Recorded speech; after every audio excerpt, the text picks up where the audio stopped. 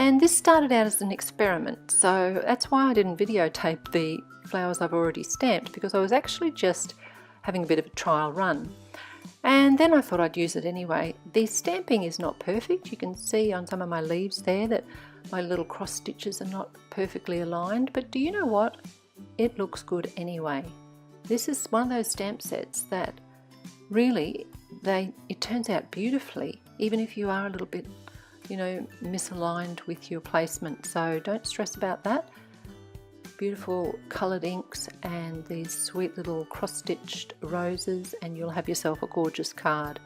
So I've chosen some pink and some blue roses today, and I'm going to stamp them all around a couple of edges of my card front piece, and then I'm going to add a die cut sentiment, which is the word thanks, and I'll add that in 2 tones of cardstock to coordinate with my stamping. So as I mentioned, very simple, just to place your stamps down on the lid of your MISTI exactly where you want them, ink them up, and of course then if you did need to stamp again, you'd be able to do that. That's what makes the MISTI so very helpful. So don't be at all frightened of this beautiful set.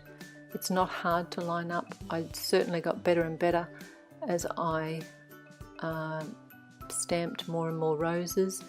The first one was a bit wonky, second one was better, and third and fourth really looked pretty schmicko. So it's a fun set to play with and gives you a really pretty feminine card.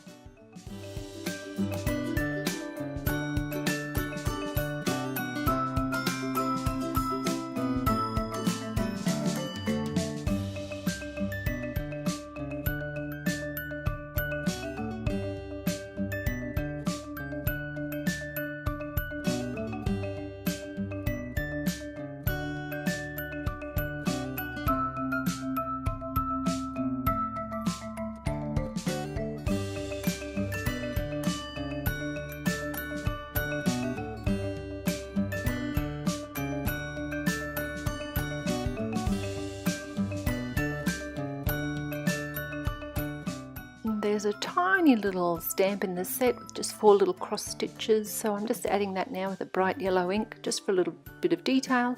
I could have chosen sequins or something like that there. And now you can see the word thanks, which is one of the cut 3 steel dies, and I'm adding that in 2 colours, the lighter on top of the darker, and that will be adhered to my card front, and my card is finished. Thanks for watching. See you again soon. Bye.